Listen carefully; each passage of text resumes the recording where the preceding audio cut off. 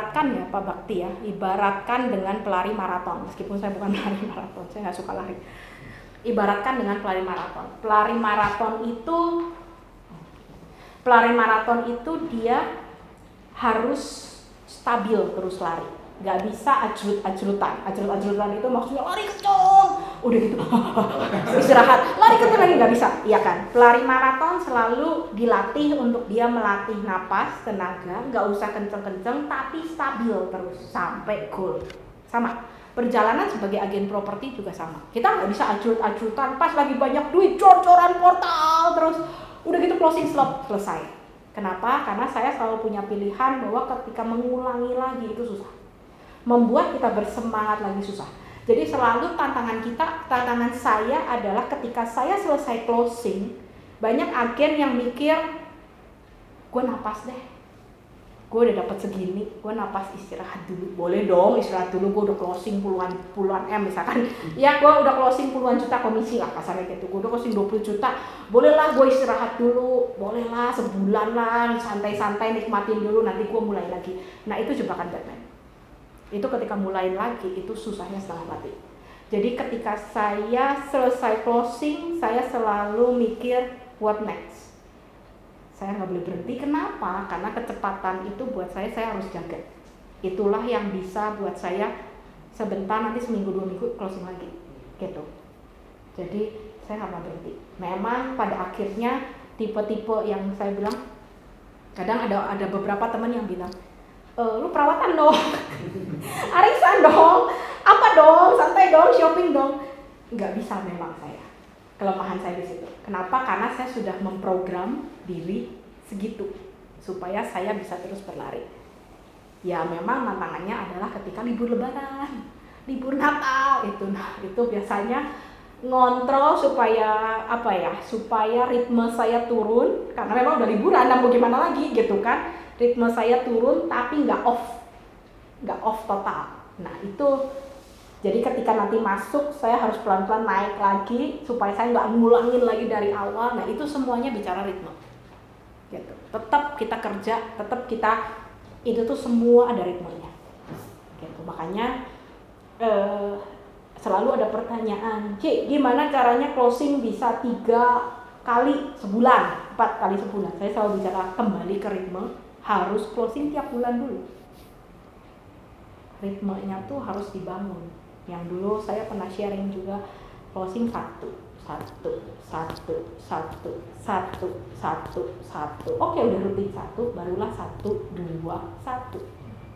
Kadang Tuhan kasih, ya enggak? Mungkin yang 1 lagi sewa, oh bonus nih, bulan ini 2, oke nggak apa-apa. 1, 2, 1. Mungkin ada kemungkinan ketika teman-teman udah berlatih, teman-teman akan mulai 1, 2, 2 gitu. Nah, ketika udah naik lagi 2, 2, 1, 2, 2, 3, itu permainan ritme sebetulnya. Jadi kalau ditanya gimana caranya gue bisa closing 3, 4 sebulan, gue harus closing 1 dulu. 1, rutinin gitu, 1. Jadi kembali lagi, target awal adalah jangan sampai bolong closing. Apakah itu sewaan, apakah itu jualan, it's okay. Karena kembali lagi buat saya, angka komisi itu Tuhan yang atur. Tuhan kadang bisa kasih besar, Tuhan mungkin kadang kasih kecil, tinggal kita ngaturnya gimana. Tinggal kita ngatur keuangan kita gitu. Tapi ada kemungkinan hujannya besar, ada kemungkinan hujan kecil gitu kan, nggak masalah. Tapi yang penting adalah hujannya, closingnya. Nah, kenapa closing yang penting? Karena saya mau bangun ritme. 1. Kalau saya nggak ada 1, saya nggak akan ada 2. Saya nggak mungkin tiba-tiba closing 4 terus langsung jeblok 0. Itu cara mainnya nggak enak. Gitu. Kembali ya. Jadi memang teman-teman nggak usah sampai, gue mau closing 2, 3, 1 dulu aja. Karena Beyond selalu menekankan 1. Kohan itu selalu dari dulu menekankan lebih baik closing 1 teratur daripada 6 bulan jebret gede, 3 bulan jebret lagi gitu tuh ritme ya. Karena apa? Karena kembali lagi kita adalah orang bekerja. Saya prinsipnya selalu begitu. Waktu sebelum saya masuk ke properti, saya sempat ngobrol lah sama yang di atas lah. Maksudnya ya, kan gue masuk di properti ya. Itu tuh agen properti itu katanya closingnya 3 bulan terus nggak ada closing, 4 bulan nggak ada closing, kadang 6 bulan nggak ada closing, baru closing sekali. Anak saya kayaknya nggak bisa begitu deh. Dapur harus ngebul Tuhan gitu kan. Jadi mulailah saya ketika masuk, saya beriman, saya melangkah, saya berusaha, ya itu satu. Masalah yang satu ini kecil, yang satu depan gede, itu tinggal manajemen saya mengatur keuangan supaya tiap bulan cukup. Kebayang ya? Karena pada prinsipnya ketika teman-teman bekerja, mintalah selalu ada hasil di sana. Jangan sampai, kembali lagi ya, prinsipnya basic itu dasar. Ketika teman-teman keluar ke sawah untuk menabur benih, kasarnya gitu kan, menabur benih, menyirami, mengolah tanah dan lain-lain, tiba-tiba tidak ada panen. Ya. Teman-teman tiap hari ke sawah, tapi hasil panen tidak ada. Ada yang salah nggak? Ada yang salah. Pasti ada. Periksalah kembali.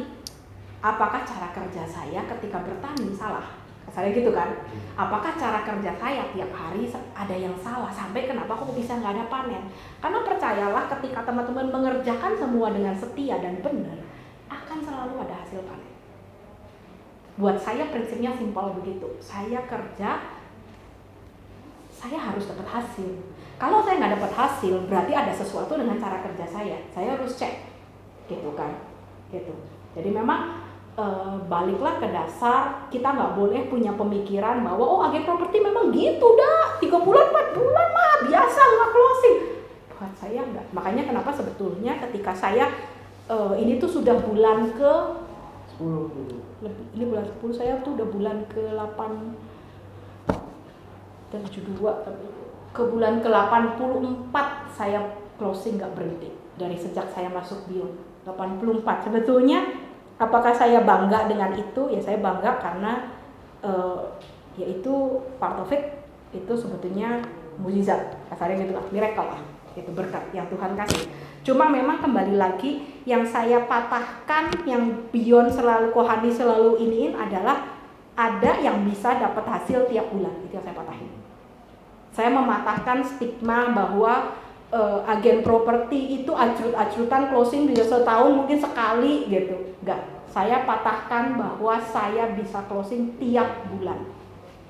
Dan saya bisa dapat hasil dari pekerjaan ini rutin. Itu yang saya patahkan gitu. Bayang ya teman-teman. Jadi ketika memang kembali lagi pasti statementnya ketika saya bisa, teman-teman pasti bisa. Tinggal pelajari polanya. Oh ya, saya memang meluangkan waktu untuk saya terus ke sawah tiap hari. Saya mengolah tanah saya. Saya mau hujan, angin, atau saya lemes gak enak badan, atau mungkin gak enak perasaan, atau mungkin saya sebel, saya tetap ke sawah. Saya tetap ke kantor, saya tetap mengolah tanah saya, which is listing. Saya tetap mengolah, memikirkan promosi. Jadi ketika saya dapat hasil, ya saya tahu karena saya mengerjakan lahan saya, kasarnya gitu. Simpelnya ya. Mungkin yang teman-teman bisa ini. Ada lagi? Listing promosi itu tiap hari sih ya? Oh ya, yes. Tiap hari. Ya betul. Betul, rutin. Dan nanti pada waktunya ketika memang kita jaga pola kerja kita jaga karakter kita, sebetulnya orang yang akan nitip. Dan nanti pada waktu mulut itu tuh kita nggak pernah tahu dari mana tuh orang tiba-tiba nitip. Gitu. Nah kalau udah mulai nitip, memang jadi lebih banyak barang yang masuk, ya kan? Tapi kan kita harus lebih banyak olah. Itulah puterannya sebetulnya nggak terlalu sampai jelibet gimana gitu Pak. Gitu. Tinggal rapihin, oke, promosi, oke, smoothin atau latihlah cara untuk ngajak showing, showing, cari smooth lah cara gimana ngedesek orang untuk nego lah gitu, untuk berani nego lah. Ini tuh tinggal muter kayak begitu sebetulnya. Kembali lagi yang harus teman-teman temukan adalah pola.